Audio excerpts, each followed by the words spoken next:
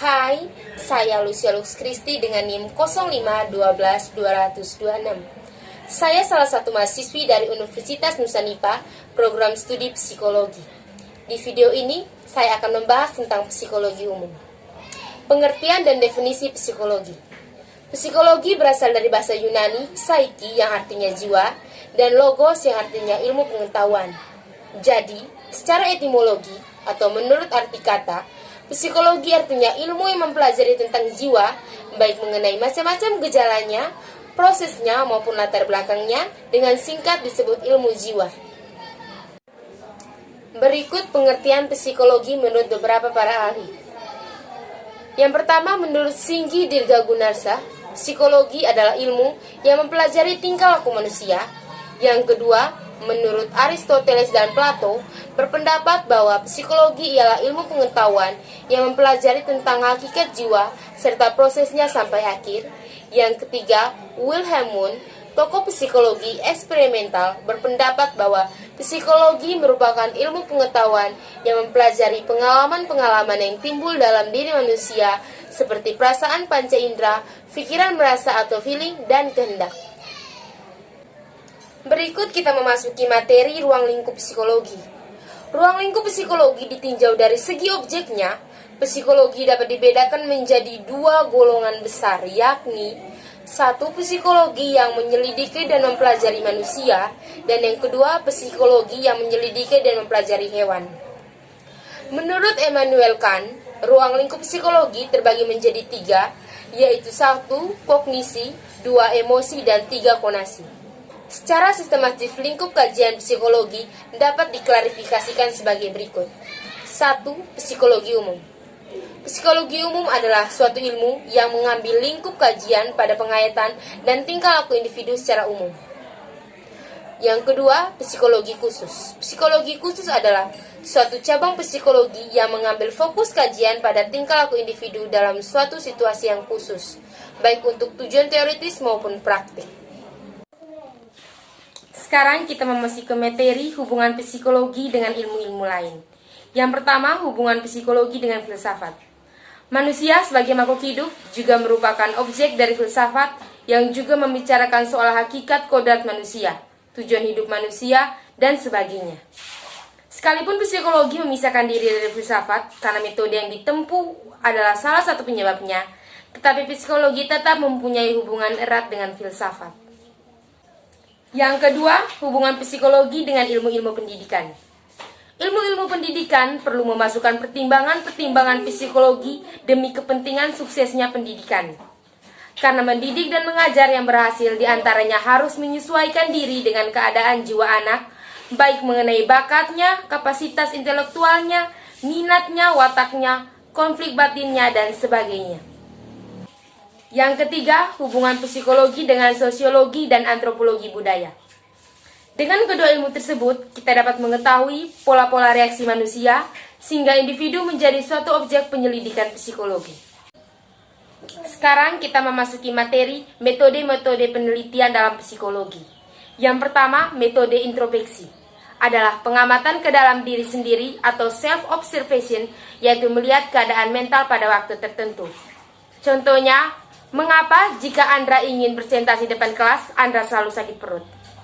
Yang kedua, metode observasi adalah kegiatan melihat sesuatu dari luar diri sehingga yang diperoleh melalui observasi merupakan data over behavior atau perilaku yang tampak.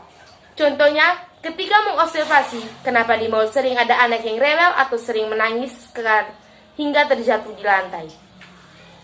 Yang ketiga, metode klinis adalah mengumpulkan data secara lebih rinci mengenai perilaku penyesuaian dan kasus-kasus perilaku yang menyimpang.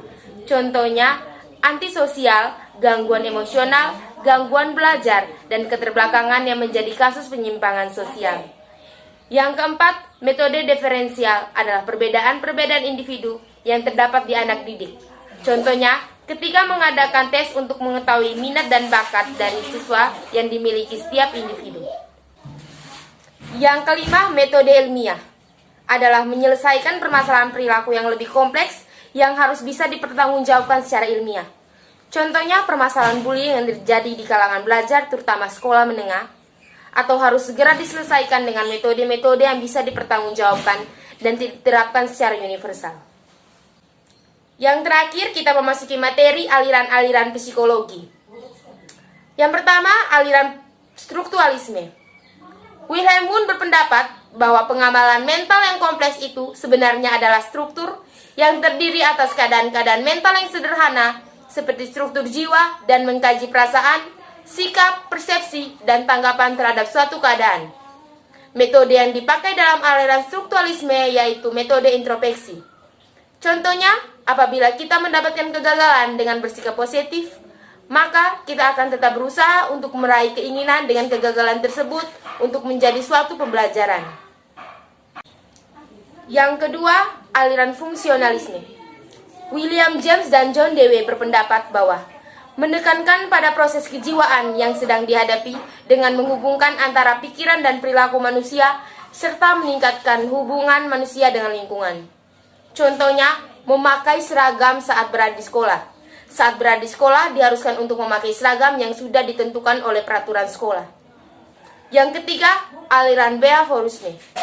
John B. Weston berpendapat bahwa perilaku yang terbentuk merupakan hasil dari perilaku pengkondisian hubungan berantau sederhana antara stimulus dan respon yang membentuk rangkaian perilaku meliputi pemikiran, motivasi, kepribadian, emosi, dan pembelajaran.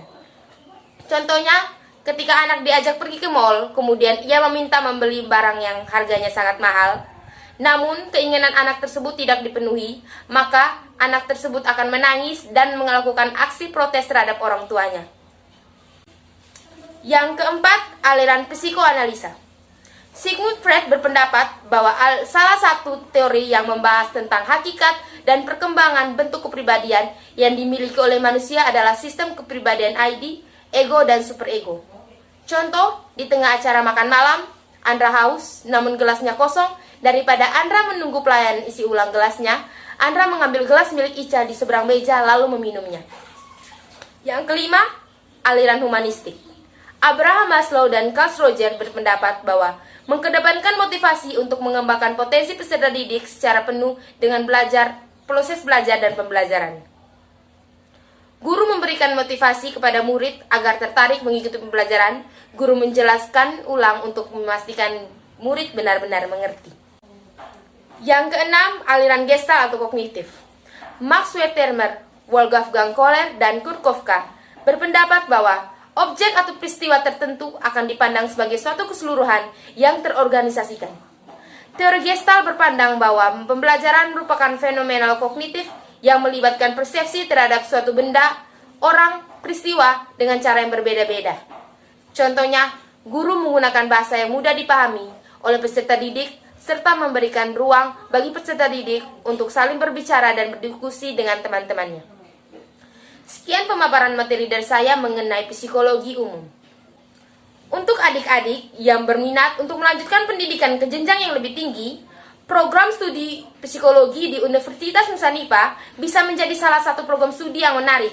Banyak manfaat yang diperoleh oleh adik-adik. Sekian dan terima kasih.